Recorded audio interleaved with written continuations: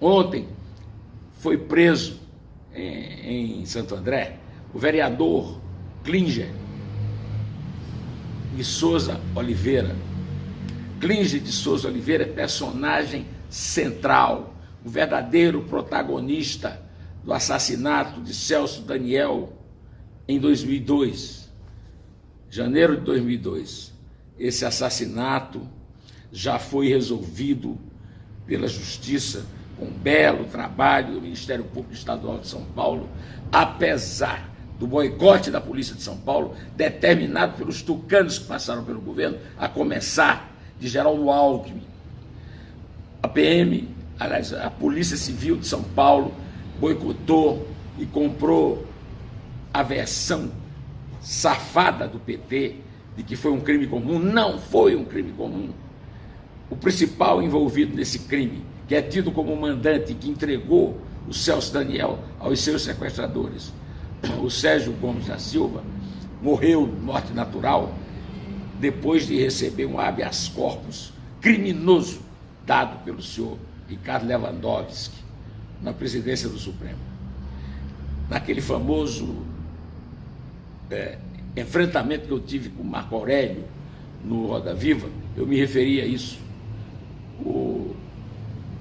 Quando eu perguntei quem era o presidente do Supremo quando o Celso Daniel foi assassinado, e ele disse: Augusto Nunes da Silva, o José Neumann de Pinto quer que eu seja historiador do Supremo. Isso não tenho obrigação de saber isso, não tem. Só que o presidente era o senhor, né?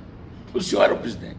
Depois dele, o Sérgio Gomes da Silva, mandante do crime, ponto de ligação entre a máfia que mandou matar o Celso Daniel, o PT e o Celso Daniel, enfrentou um habeas corpus que, a pedido de Lula, foi engavetado pelo então presidente do Supremo, o senhor Nelson Jobim, tido e havido como grande pacificador brasileiro, aquele que une todos os grupos, né? Olha como é que ele uniu. Depois dele passaram a Ellen Grace, o Gilmar Mendes, o César Peluso, o Carlos Aires Brito, o Ricardo, o Joaquim Barbosa, o Ricardo Lewandowski. E aí o habeas corpus foi tirado da gaveta e concedido pelo Lewandowski, aproveitando o fato de que o Sérgio estava morrendo. Logo em seguida o Sérgio morreu. E para acabar, porque no processo judicial os assassinos tinham sido localizados, investigados, estavam presos e cumprindo pena. E aí o processo morreu, teve que ser interrompido. Pois agora, a Operação Lava Jato, com aquele poder de ressuscitar as coisas, encontrou em situação irregular, nas ruas de Santo André, o segundo personagem, aliás, o personagem de origem, que o Klinger era um militante lá de Natal, do PT, era assessor do Davi Capistrano na Prefeitura de Santos, e foi quem salvou a primeira vitória municipal do Celso Daniel, se tornando, como arrumou todo o dinheiro da máfia para financiar a campanha dele, se tornando secretário de obras e de transportes, uma espécie de super secretário. Estava se preparando para ser o candidato do PT a ser o deputado federal mais votado, quando o Zé Disseu e o professor Luizinho, que tinham colégios eleitorais em Santo André, afastaram, e aí, nesse ínterim, aparece o Celso Daniel morto. Pois o Klinger é um personagem central dessa história, estava desaparecido, foragido, e foi preso ontem em Santo André pela Polícia Federal, porque estava dirigindo um automóvel irregular nas ruas de Santo André.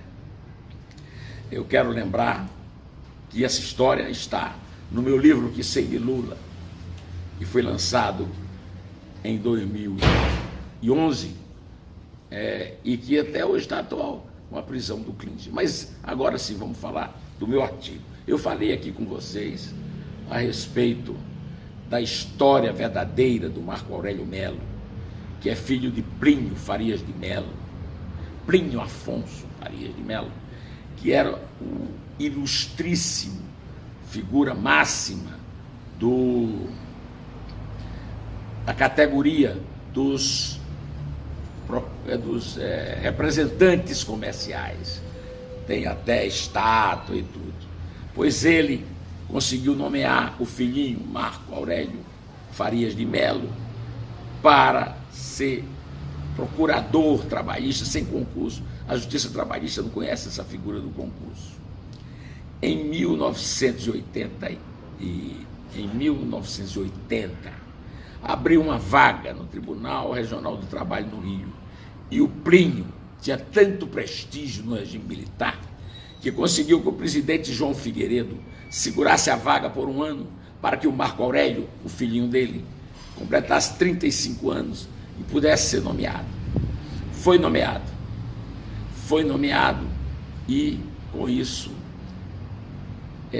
estava no lugar certo quando o primo, Fernando Collor de Mello, filho de Arnon Afonso Farias de Mello, irmão de Plínio Afonso Farias de Mello, Fernando Afonso Collor de Mello, presidente da República, nomeou o primo e companheiro de juventude Marco Aurélio Farias de Mello, ministro do Supremo Tribunal Federal. Bom, como ministro do Supremo Tribunal Federal, Marco Aurélio Mello perpetuou essa tradição, essa cadeia de nepotismo, compadrio e